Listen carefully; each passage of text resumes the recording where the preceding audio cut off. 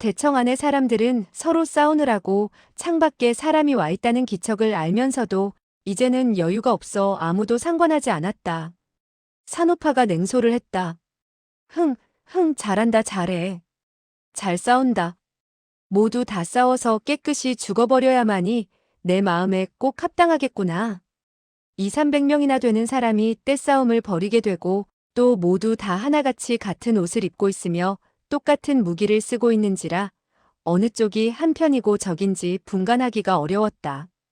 본래 사지의 제자들이 장문의 제자들과 싸웠고 제3지의 제자들이 제4지의 제자들을 상대로 싸웠으며 제2지는 또한 5지의 제자들과 싸우게 된 것인데 나중에는 본지의 사형제간에도 평소에 감정이 있었던 사람들은 이 기회를 빌려 혹은 공개적으로 공격을 하거나 혹은 몰래 습격을 가하는 등 죽고 죽이는 싸움을 벌이게 되어 국면은 지극히 혼란스러워지고 말았다. 이때 갑자기 쿵 하는 소리와 더불어 두 쪽의 문이 날아가고 남청으로 2명의 인형이 날아들어오면서 낭낭이 외치는 소리가 들렸다. 협객도의 상선벌악 두 사자가 설산 장문인을 뵈러 왔소이다. 너무나 우렁찬 음성이라 200~300명이 싸우는 소리를 압도할 지경이었다. 설산파의 무리들은 깜짝 놀라 손을 멈추고 한쪽으로 물러났다. 차츰차츰 손을 멈추는 사람들이 갈수록 많아지게 되었는데 얼마 후 모두들 벽 쪽으로 물러서서 문 쪽을 바라보았다. 이제 남청, 즉 의사대청에는 상처 입은 사람들의 신음소리만 들려올 뿐이었는데 다시 약간의 시간이 흐르자 부상자도 신음을 멈추고 문 쪽을 바라보았다. 대청 문 앞에는 두 사람이 서 있었다. 한 사람은 뚱뚱하고 한 사람은 비쩍 마른 사람이었다. 석파천은 그들을 발견하는 순간 소리를 질러 부를 뻔했으나 자기가 지금 석중옥으로 가장하고 있다는 사실을 상기하고 꾹 참았다. 장삼은 싱글벙글하며 입을 열었다. 설산파의 무공이 천하의 명성을 떨치게 된 것도 무리는 아니군. 동문끼리 무공을 연마하면서도 진짜로 살수를 펼치다니 흐흐. 정말 가상하구려. 탐복했소이다. 탐복했어.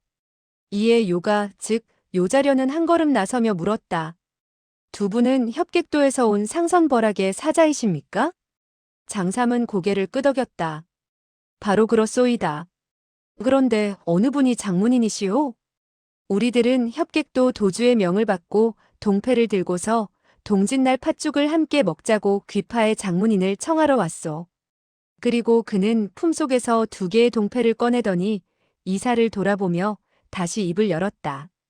설산파의 장문인은 위덕 선생이라고 들었는데 이곳에는 위덕 선생이 없는 것 같군. 나도 닮은 사람을 발견할 수가 없구려. 요자려는 불쑥 그 말을 받았다. 백가는 죽었소. 새 장문인은 그 말이 미처 끝나기도 전에 복말리는 대뜸 그 말을 가로챘다. 개방귀 같은 소리는 하지 마시오. 이어 그는 장삼과 이사를 향해 다시 부르짖었다. 위덕 선생은 아직 돌아가시지 않았소이다. 다만 요자려는 버럭 고함을 질렀다. 내 녀석은 사숙에게 무슨 말버릇이 그러냐? 복말리는 굳건하게 나왔다. 당신과 같은 사람은 사숙이 될 자격이 없소. 요자려는 대번에 장검을 들어 복말리를 찔러왔다. 복말리는 검을 들어 밀어내면서 한 걸음 뒤로 물러섰다. 요자려는 두 눈이 충혈되어 다시 달려들었고 한 사람의 장문제자가 앞으로 나와 복말리를 도왔다. 이어 성자학, 제자면 그리고 양자진이 다투어 나서서 검을 휘두르게 되자 대청안은 다시 일대 수라장으로 변했다. 설산파의 이번 커다란 변괴는 관계가 중대했다.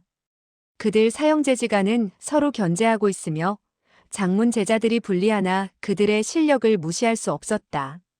따라서 그들은 각기 먼저 내분해서 다른 사형제들을 압도한 후 동패의 일을 논하자는 배포였다. 장삼은 그와 같은 광경을 보고 웃으면서 앞으로 나왔다. 무공을 연마하여 명성을 떨치는 것은 좋은 일이지만 지금 서두를 필요는 없는 것 같구려. 도대체 설산파의 장문인이 누구인지 이야기나 해주시오. 그러면서 그는 천천히 앞으로 나가더니 마구잡이로 두 손을 뻗쳐 설산파 제자들의 장검을 낚아챘다. 쨍그랑거리는 소리가 잇따라 울려 퍼지는 가운데 옛일곱 자루의 장검이 땅바닥에 팽개쳐지고 말았다. 성, 제, 요 양 네 사람은 물론 복만리를 위시한 21명이나 되는 제2대 제자들의 장검은 그들도 모르는 사이에 빼앗기고 만 것이다. 그들이 다만 팔이 시큰하고 아프다고 느꼈을 때 장검은 이미 빼앗겨 땅바닥에 팽개쳐진 상태였다. 이렇게 되자 그들은 깜짝 놀라게 되고 새삼 두 사자의 무공이 상상할 수 없을 정도로 고강하다는 것을 알았다. 동시에 그들은 내분을 잊고 새삼스럽게 중원에서 몰살당한 문파들을 상기하고 몸을 떨었다. 이전에 여러 사람들은 하나같이 능소성이 외딴 서역에 위치하고 있고 더구나 중원 무림에 몸을 담고 있는 인사들과 내왕을 거의 하지 않고 있기 때문에 동지팥죽을 먹으라고 초청하는 동패가 설산파에까지 전달되지 않으리라고 생각했다. 그리고 상선버락 두 사자의 무공은 그저 소문으로만 들었을 뿐이지만 10중 8구 너무 과장되었을 것이며 진정으로 그와 같이 무섭지는 않으리라고 생각한 것이었다.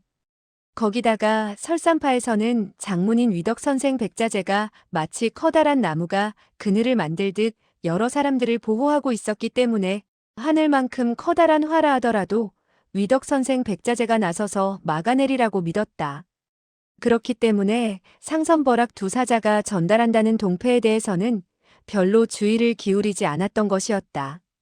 그런데 뜻밖에도 갑자기 나타나지 않으리라고 예상했던 사람들이 끝내 나타나고 만 것이었으며 드러낸 무공은 소문에 듣던 것보다 더욱더 고강했다. 거기다가 그늘을 지어주던 커다란 나무는 또 자기네들이 잘라서 쓰러뜨린 결과가 되었으니 이제는 보호를 받을 만한 사람도 없어지고 만 것이었다. 사실 과거 30년 동안 협객도로 초청을 받고 떠난 장문인들 가운데 한 사람도 살아서 돌아온 사람이 없었다. 따라서 이때에 그 누가 설산파의 장문인이 된다면 그야말로 자살하는 것과 마찬가지라고들 생각했다. 조금 전까지만 하더라도 오지의 제자들은 서로 자웅을 다투고자 했으며 하나같이 자기네 본지의 순회가 장문인이 되어주기를 바랐다. 그리고 오지의 문화 제자들은 모두 다 꿍꿍이 속을 가지고 알게 모르게 투쟁을 벌여왔을 뿐만 아니라 한 걸음 더 나아가서는 칼을 휘둘러 서로 죽고 죽이는 공공연한 싸움을 벌이게 되었던 것인데 이제는 갑작스럽게 들이닥친 일에 의해서 정세는 급전직하하고 있었다. 성, 제, 요, 양, 봉 다섯 사람은 일순 어리둥절한 표정이었으나 곧 서로를 가리키며 부르짖었다. 장문인은 이 사람입니다. 갑자기 대청 안은 조용해지고 서로의 눈치만 살피는 결과가 되었다. 그러나 요자련은 다시 맨 먼저 그 침묵을 깨뜨렸다. 셋째 사형의 연세가 제일 많으시니 응당 본파의 장문직에 올라야 할 것이요. 제자면은 즉시 반박하고 나섰다. 나이가 많다고 장문인이 된다는 법이 있는가? 요 사제야말로 무공이 가장 고강하고 이번 일에도 가장 많은 힘을 썼으니 자네야말로 장문인이 되어야 할 걸세. 양자지는 냉랭히 그 말을 받았다. 본문의 장문인은 본래 대사형이 지켰던 자리이고 대사형이 하지 않을 때에는 물론 둘째 사형이 하는 것이지 그걸 가지고 뭘 다툰단 말이오? 성자학은 그 말을 받았다. 우리 네 사람 가운데 지모가 뛰어나기로는 역시 다섯째 사제를 손꼽아야 할 걸세. 그러니 나는 다섯째 사제가 대임을 담당할 것에 찬성하는 바일세. 사실 오늘의 일은 지혜로 싸워야지 힘으로 싸워서 될 일은 아니란 말일세. 요자련은 복만리를 바라보았다. 장문인은 본래 장문일지의 제자들이 이어받는 것이 아니겠소? 제 사형께서 하기 싫다면 장문 제자 가운데 봉사질이 계승하게 된다면 모두들 다른 말은 하지 않으리라고 생각되며 적어도 이 요가만은 크게 찬성을 표하는 바이오. 복만리는 시큰둥하게 그 말을 받았다. 조금 전에 그 누가 큰 소리로 장문일지의 제자들을 모조리 죽이라고 했는데 그 누가 그와 같은 개방귀 같은 소리를 내질렀는지 모르겠군. 요자련은 두 눈썹을 벼락같이 곤두세우며 녹이 띤 음성으로 꾸짖으려고 했다. 그러나 다시 생각을 해보고 그는 억지로 성질을 억누르고서는 담담한 어조로 입을 열었다. 사태가 이 지경까지 이르게 되고 막상 책임을 져야 할 순간에 뒤로 물러난다는 것은 너무나도 모렴치한 짓이지. 다섯 사람은 그 누구도 지지 않으려고 한마디씩을 했다. 이제 서로들 미루기에 바빠진 것이다. 장삼은 싱글벙글하며 듣고만 있을 뿐 아무 말도 하지 않았다. 그러나 이사는 듣고만 있을 수 없는 듯 호통쳐 물었다. 도대체 당신네들 가운데 누가 장문인이라는 것이오? 이렇게 다투다가는 보름이 아니라 한 달이 가도 결정을 내릴 수가 없겠소. 우리들은 곧 떠나야 한단 말이오. 양자진은 성자학을 바라보았다. 성사형이 빨리 응낙을 하고 쓸데없는 화를 불러일으키지 않도록 하시오.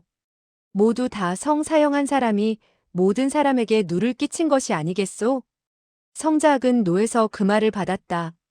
어째서 내가 여러 사람에게 누를 끼쳤고 자네가 누를 끼친 것이 아니라고 하는가? 다섯 사람은 다시 떠들며 언쟁을 벌이기 시작했다. 장삼은 그와 같은 광경을 보면서 웃으면서 입을 열었다. 나에게 한 가지 생각이 있어.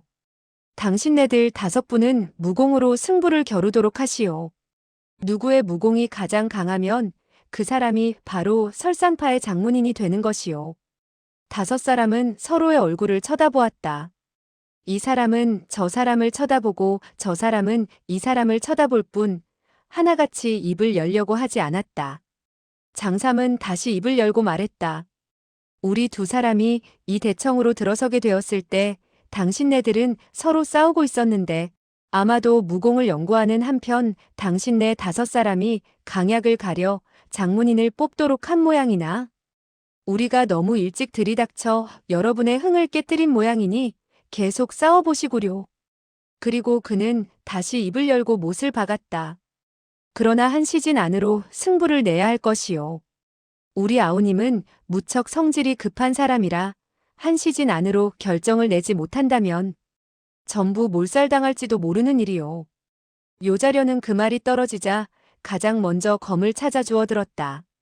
장삼은 갑자기 입을 열었다. 창문 밖에서 엿듣고 있는 사람도 설산파 사람인 것 같은데 안으로 들어오도록 하시오. 무공의 강약으로 장문인이 되는 것이니 배분을 따질 것 없이 손을 써도 무방한 것이오. 그리고 그가 소매자락을 한번 가볍게 떨치자 맞은편에 있던 창문이 날아가 버리고 말았다. 산오파는 석파천과 수아에게 들어가자고 했다. 그리하여 세 사람은 대청 안으로 들어갔다. 대청의 사람들은 그들을 발견하고 모두 깜짝 놀랐다. 성, 재, 요, 양 네 사람은 일제히 장검을 들고 산오파 등 세 사람을 에워쌌다. 산오파는 냉소만 흘릴 뿐 아무 말도 하지 않았다. 복만리만 앞으로 나서서 절을 하며 떨리는 음성으로 말했다. 사모님, 삼가 제자가 인사를 드리는 바입니다. 석파천은 어리둥절해졌다. 아니, 나의 사부가 이 사람의 사모가 된다니. 산오파는 천장만 바라볼 뿐 아무 말하지 않았다. 장삼은 웃으며 입을 열었다. 매우 좋다, 좋아. 장락방에 방주 노릇을 했던 이 녀석이 또 설상까지 왔군. 정말 우리 셋째와 닮지 않았는가? 이사는 빈정거리는 투로 고개를 끄덕이며 응수했다. 다만 번지르르 하고 경망한 것이 다르단 말이야. 그리고 어디든지 예쁜 계집애만 있으면 그곳으로 머리를 쳐박는 것이 다르다면 다르구려. 석파천은 두 의형이 자기를 석중옥으로 알고 있다는 것을 짐작했다. 그리고 자기가 말만 하지 않는다면 자기를 몰라보리라 생각하고 입을 꼭 다물었다. 장삼은 이번에는 산오파에게 시선을 옮겼다. 알고 보니 이 노파가 백노부인이시구려. 몰라뵌 점 실례했소이다. 그런데 귀파의 사제들이 백나으리의 장문직이 탐이 나서 서로 무공을 겨루고 있던데 백노부인께서는 이의가 없으시겠지요? 그리고 성자학 등 네 사람에게 빨리 시작하라는 재촉을 했다. 산오파는 얼굴 가득히 오열의 빛을 띠고 석파천과 수아를 데리고서 가슴을 편 채 앞으로 나아갔다. 성자학 등 네 사람은 그녀의 당당한 기세에 산오파 등을 에워싸기는 했으나 감히 장검을 휘두르지는 못했다. 산오파는 천천히 걸음을 옮겨 태사의 쪽으로 다가가더니 가운데 태사위에 앉았다. 이사는 호통을 내질렀다. 당신들은 아직도 손을 쓰지 않고 언제까지 기다릴 참이오? 성자학은 고개를 끄덕였다. 그래, 맞소이다. 그리고 그는 검을 들어서는 양자진을 찔러갔다. 양자진은 검을 들어 막았으나 발걸음을 휘청하니 제대로 서지를 못하는 신용을 하고서 말했다. 성사형, 검의 사정을 좀 두어주시구려. 소재는 성사형의 적수가 아니오이다. 이쪽의 요자려와 제자면 역시 한 쌍이 되어 어우러졌다. 네 사람은 겨우 10여 초를 겨루었을 뿐인데 옆에서 구경하던 무사람들은 모두 다 몰래 고개를 내저을 수밖에 없었다. 네 사람의 검초에는 빈틈이 백출했다. 초식을 펼치는 것이 전혀 정확성이 없었고 또한 형체만 있었을 뿐이지 기운을 전혀 쓰지 않아 손톱만큼도 설산파 제1대 명수의 풍도를 보이지 않았다. 설령 한두의 검법을 익힌 소년이라 하더라도 아마 그들보다는 몇 푼 정도 더 나을 것 같았다. 이로 미루어 볼 때 이들 네 사람은 지금 승리하기 위해 다투는 것이 아니라 지기 위해서 다투는 것이 분명해 보였다. 그러니까 모든 사람들은 하나같이 설산파의 장문을 하고 싶지 않은 것이고 어쩔 수 없이 겨우 손을 쓰기는 했으나 그저 상대방의 검 아래 지기만을 바라고 있던 상태였던 것이다. 그러나 사람의 마음은 똑같은지라 그 누구도 쉽게 질 수가 없었다. 양자진은 몸을 비스듬히 하더니 자기 자신을 성자학의 검 끝으로 밀어 넣는 것이었다. 그러자 성자학은 실수라도 한 듯 소리를 쳤다. 아이쿠! 그러면서 한쪽 무릎을 갑자기 맥없이 꿇으며 검 끝으로 땅바닥을 짚는 것이었다. 요자려는 검을 뻗쳐 제자면을 찔러갔으나 상대방이 피할 생각을 하지 않고 그저 멍하니 서 있었기에 그 일검이 곧장 그의 어깨 쪽지에 적중하려는 것을 보고는 재빨리 자기의 검을 거두어들이면서 몸을 돌려 등 뒤의 요혈을 상대방에게 내보였다. 장삼은 그와 같은 광경을 보고는 껄껄 소리내어 웃었다. 하하하. 둘째, 우리 두 사람은 천하를 두루 돌아봤지만 이와 같이 재미있는 대결은 그야말로 오늘 처음 보는 것 같네. 정말 시야를 크게 넓힌 셈이군. 설산파의 무공이 당금 세상에서 독보적인 것도 무리는 아니었군. 정말 여느 무공과는 다른 데가 있네 그려. 이때 산호파는 날카로운 어조로 복만리를 향해 호통을 내질렀다. 만리 자네는 장문인과 장문 제자들을 모두 어디다 가두었는가? 빨리 그들을 내놓게나. 복만리는 떨리는 음성으로 말했다. 저 요 사수께서 가둔 것이라 제자는 정말 모릅니다.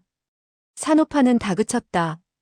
자네가 알아도 좋고 몰라도 좋으니 빨리 가서 그분들을 풀어놓지 못하겠는가? 그렇지 않으면 나는 당장에 자네를 죽이고 말겠네. 복만리는 연신 고개를 끄덕였다. 네. 제자는 즉시 달려가 찾아보도록 하지요. 그리고 나서 그는 몸을 돌려 대청에서 나가려고 했다. 장삼은 웃으면서 말렸다. 잠깐. 귀하 역시 설산파의 장문을 계승할 만한 사람 가운데 하나이니 어찌 함부로 나갈 수가 있겠소? 그리고 당신. 그리고 그는 잇따라 4명의 설산 제자들을 가리키며 말했다. 당신네 4사람이 가서 감금당한 무사람들을 모두 이곳으로 데리고 오도록 하시게. 한 사람이라도 모자란다면 당신들의 머리통이 이 모양이 될걸. 그러면서 그는 오른손을 뻗쳐 대청의 나무 기둥을 한번 움켜잡았다. 그러자 그 기둥에는 대뜸 하나의 커다란 구멍이 뻥 뚫리면서 그의 손가락 사이로 톱밥 같은 나무 조각들이 우수수 떨어졌다. 4명의 설산파 제자들은 자기도 모르게 그만 소름이 끼치는 것을 느끼고 몸을 부르르 떨었다. 그리고 장삼의 시선이 자기네들의 머리통으로 옮겨지고 장삼의 오른쪽 5 손가락이 흔들거리는 것이 금방이라도 자기의 머리통을 움켜잡아 묵사발을 만들 것처럼 느껴진 나머지 겁을 집어먹고 즉시 연신 대답하며 대청 밖으로 달려나갔다. 이때 성, 제, 요, 양 4사람은 여전히 내가 일검을 찌르면 내가 일검을 찌르는 등 거짓 싸움을 벌이고 있었다. 물론 네 사람은 장삼의 비아냥거리는 말을 들은 만큼 이제는 감히 초식에서 일부러 빈틈을 드러내지 못했다. 그렇기에 내경이 약해 보일까 걱정하는 것은 물론이고 자세나 초식이 매서워 보이지 않을까봐 일부러 날카롭게 호통 소리를 내지르는가 하면 거기다가 이빨마저 부드득 부드득 갈면서 두 눈썹을 치켜 올리고 눈을 부릅뜨는 등 박진감을 보이려고 수단껏 애를 썼다. 그들 네 사람은 이전에 정말 목숨을 걸고 싸웠을 때에도 표정이 이와 같이 흉신학살처럼 흉측하고 무섭지는 않았다. 그런데 검은 질풍과 같이 뻗었으나 초식마다 허공을 찌르는 결과를 낳았고 손은 번개같이 움직이고 있었으나 가볍고 맥 빠진 것이 손뭉치보다 더했으면 더했지 못하지 않았다. 결국 보다 못한 산호파가 꽤 고함을 질렀다. 그만들 두어라. 그게 설산파의 무공이냐? 능소성의 위명은 자네들 때문에 완전히 땅에 떨어지고 말았네. 그리고 그녀는 석파천을 향해 부르짖었다. 제자야, 이 칼을 가져가서 그들의 왼팔을 하나씩 잘라내도록 해라. 석파천은 장삼과 이사가 있기 때문에 입을 열어 말을 할 수 없어 아무 말 없이 칼을 집어들었다. 그리고 그는 먼저 성자학의 팔부터 잘라내려고 들었다. 성자학은 가만히 앉아서 팔을 잘리고 있을 수만은 없었기에 재빨리 검을 들어 막았다. 공수를 겸한 일초로 자기도 모르게 설산검법의 절초를 펼쳐내게 된 것이다. 장삼은 그제야 진정으로 찬사를 보냈다. 이거야말로 진짜 검초 같군. 석파천은 이때 자기가 내력을 돋우게 된다면 장삼과 이사가 알아볼 것이니 석중옥으로 변장한 자기는 설산검법을 펼쳐야겠다고 작정했다. 그리하여 그는 비스듬히 칼을 휘둘러 찔러갔다. 바로 설산검법 가운데 암양소형이라는 일초였다. 성자학은 그의 초식이 평범한지라 별로 꺼리지 않고 몇 초를 상대했으며 다만 자기의 요혈만 지켰다. 그러다가 석파천의 칼을 유도하여 자기의 다리를 찌르도록 하고 자기는 일부러 막아내지 못한 듯 아이쿠하는 비명을 지르며 무릎을 꿇었다. 그 순간 석파천의 칼은 그의 다리에 상처를 내게 되었는데 그는 즉시 장검을 던지고 처연히 장탄식을 터뜨렸다.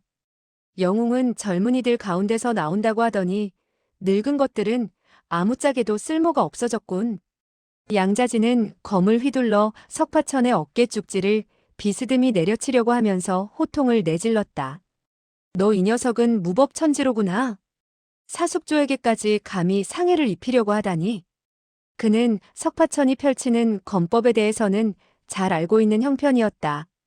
그렇기 때문에 몇 초가 되지 않아 그를 유도해서는 황사망망이라는 일초를 펼쳐 자기의 왼쪽 팔을 가볍게 스치도록 만들었다.